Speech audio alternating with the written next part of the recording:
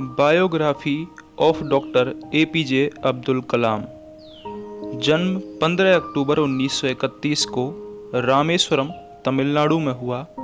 मृत्यु 27 जुलाई 2015 को शिलोंग, मेघालय में हुई। भारत के पूर्व राष्ट्रपति थे। इनकी उपलब्धियां: एक वैज्ञानिक और इंजीनियर के तौर पर उन्होंने रक्षा अनुसंधान और विकास संगठन DRDO और भारतीय अंतरिक्ष अनुसंधान संगठन इसरो के कई महत्वपूर्ण परियोजनाओं पर कार्य किया। डॉक्टर एपीजे अब्दुल कलाम एक प्रख्यात भारतीय वैज्ञानिक और भारत के 11वें राष्ट्रपति थे। उन्होंने देश के कुछ सबसे महत्वपूर्ण संगठनों DRDO और इसरो में कार्य किया। उन्होंने वर्ष 1998 के पोखरण द्वितीय परमाणु परीक्षण में भी महत्वपूर्ण भूमिका निभाई। डॉक्टर कलाम भारत के अंतरिक्ष कार्यक्रम और मिसाइल विकास कार्यक्रम के साथ भी जुड़े थे। इसी कारण उन्हें मिसाइल मैन भी कहा जाता है। वर्ष 2002 में कलाम भारत के राष्ट्रपति चुने गए और 5 वर्ष की अवधि की सेवा के बाद वह शिक्षण, लेखन और सार्वजनिक सेवा में लौट आए। उन्हें भारत के सर्वोच्च नागरिक सम्मान भारत रत्न सहित कई प्रतिष्ठित पुरस्कारों से सम्मानित किया गया। प्रारंभिक जीवन: अबुल पाकिर जैनुल अब्दीन अब्दुल कलाम का जन्म 15 अक्टूबर 1931 को तमिलनाडु के रामेश्वरम में एक मुसलमान परिवार में हुआ।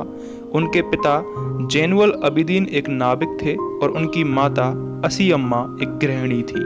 उनके परिवार की आर्थिक स्थिति ठीक नहीं थी, इसलिए उन्हें छोटी उम्र से ही काम करना पड़ा। अपने पिता की आर्थिक मदद के लिए बालक कलाम स्कूल के बाद समाचार पत्र वितरण का कार्य करते थे। अपने स्कूल के दिनों में कलाम पढ़ाई लिखाई में सामान्य थे, पर नई चीज़ सीखने के लिए हमेशा तत्पर और तैयार रहते थे।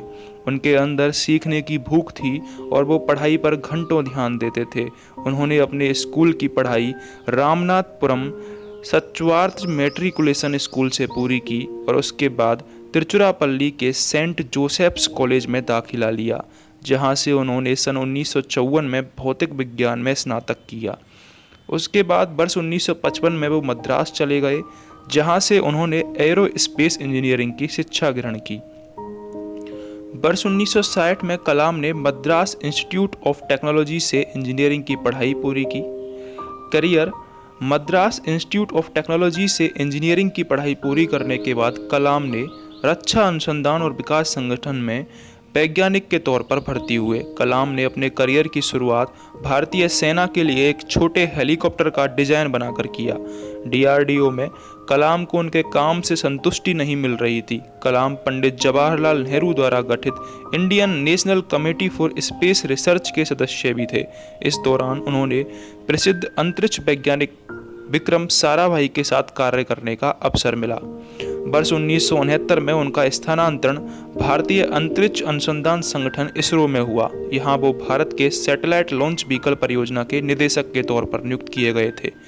इसी परियोजना की सफलता के परिणाम स्वरूप भारत का प्रथम उपग्रह रोहिणी पृथ्वी की कक्षा में वर्ष 1980 में स्थापित किया गया। इसरो में शामिल होना कलाम के करियर का सबसे अहम मोड़ था और जब उन्होंने सैटेलाइट लॉन्च व्हीकल परियोजना पर कार्य आरंभ किया तब उन्हें लगा जैसे वो वही कार्य कर रहे हैं जिससे उनका मन लगता है। 1963-64 के दौरान उन्होंने अमेरिका के अंतरिक्ष संगठन नासा की भी यात्रा की। परमाणु वैज्ञानिक राजा रमन्ना, जिनके देखरेख में भारत ने पहला परमाणु परीक्षण किया, ने कलाम को वर्ष 1974 में पोखरण में परमाणु परीक्षण देखने के लिए भी बुलाया था। 70 और 80 के दशक में अपने कार्यों और सफलताओं से डॉक्टर कलाम भारत में बहुत प्रसिद्ध हो गए और देश के सबसे बड़े वैज्ञानिकों में उनका नाम गिना जाने लगा। उनकी ख्याति इतनी बढ़ गई थी कि तत्कालीन प्रधानमंत्री इंदिरा गांधी ने अपने कैबिनेट के मंजूरी के बिना ही उन्हें कुछ गुप्त परियोजनाओं पर कार्य करने की अनुमति दी थी। भारत सरकार ने महत्वाकांक्षी integrated guided missile development program का प्रारंभ डॉक्टर कलाम की देखरेख में किया। वह इस परियोजना के मुख्य कार्यकारी थे। इस परियोजना ने देश को अग्नि और पृथ्वी जैसी मिसाइलें दी हैं। जुलाई 1992 से लेकर दिसंबर 1999 तक डॉक्टर कलाम प्रधानमंत्री के वैज्ञानिक सलाहकार और रक्षा अनुसंधान और विकास संगठन के सचिव थे। भारत ने अपना दूसरा परमाणु परीक्षण इसी दौरान किया था। उन्होंने इसमें एक महत्वपूर्ण भूमिका निभाई थी। आर चिदम्बरम के साथ डॉक्टर कलाम इस परियोजना के समन्वयक थे। इस दौरान मिले मीडिया कवरेज से उन्हें देश का सबसे बड़ा परमाणु वैज्ञानिक बना दिया। वर्ष 1998 में डॉक्टर कलाम ने हृदय चिकित्सक सोमा राजू के साथ मिलकर एक कम कीमत का कोरोनरी स्टेंट का विकास किया। इसे कलाम राजू स्टेंट का नाम दिया गया। भारत के राष्ट्रपति के तौर पर उनकी उपलब्धियों और प्रसिद्धि के मद्देनज़र एनडीए की गठबंधन सरकार ने उन्हें वर्ष 2002 में राष्ट्रपति पद का उम्मीदवार बनाया। उन्होंने अपने प्रतिद्वंदी लक्ष्मी सहगल को भारी अंतर से पराजित किया और 25 जुलाई 2002 को भारत के 11वें राष्ट्रपति के रूप में शपथ लिया। डॉक्टर कलाम देश के ऐसे तीसरे राष्ट्रपति थे जिन्हें राष्ट्रपति बनने से पहले ही भारत रत्न से नवाजा जा चुका था। इससे पहले डॉक्टर राधाकृष्णन और डॉक्टर जाकिर हुसैन को राष्ट्रपति बनने से पहले भारत रत्न से सम्मानित किया जा चुका था। उनके कार्यकाल के दौरान उन्हें जनता का राष्ट्रपति कहा गया। अपने कार्यकाल की समाप्ति पर उन्होंने दूसरे कार्यकाल की भी इच्छा जताई, पर राजनीतिक पार्टियों में एक राय की कमी होने के कारण उन्होंने ये विचार त्याग दिया। 12वें राष्ट्रपति प्रतिभा पाटिल के कार्यकाल के समाप्ति के समय एक बार फिर उनका नाम अगले संभावित राष्ट्रपति के रूप में चर्चा में था, परंतु आम सहमति नहीं होने के कारण उन्होंने अपनी उम्मीदवारी का विचार त्याग दिया। राष्ट्रपति पद से सेवामुक्त होने के बाद का समय। राष्ट्रपति पद से सेवामुक्त होने के बाद डॉक्टर कलाम शिक्षण, लेखन, मार्गदर्शन और शोध जैसे कार्यों में व्यस्त रहे और भारतीय प्रबंधन संस्थान, शिलोंग भारतीय प्रबंधन संस्थान, अहमदाबाद भारतीय प्रबंधन संस्थान, इंदौर जैसे संस्थानों में विजिटिंग प्रोफेसर के तौर पर जुड़े रहे।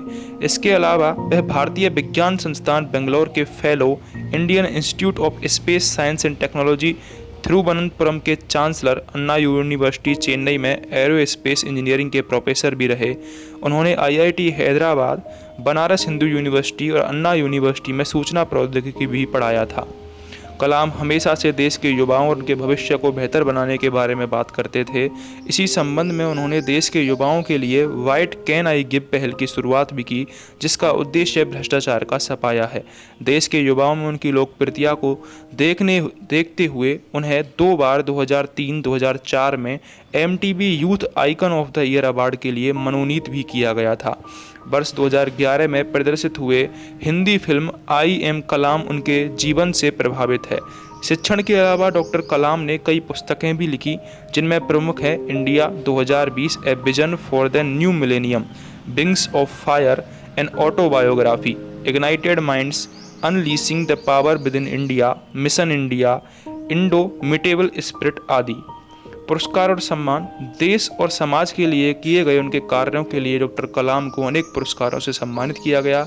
लगभग 40 विश्वविद्यालयों ने उन्हें मानद डॉक्टरेट की उपाधि दी और भारत सरकार ने उन्हें पद्म विभूषण, पद्म भूषण, भारत के सबसे बड़े नागरिक सम्मान भारत रत्न से अलंकृत किया। डॉक्टर कलाम की मृत्यु 27 जुलाई 2015 को भारतीय प्रबंधन संस्थान शिलोंग में अध्यापन कार्य के दौरान उन्हें दिल का दौरा पड़ा, जिसके बाद करोड़ों लोगों के प्रिय और चहेते डॉक्टर अब्दुल कलाम परलोक सिधार गए।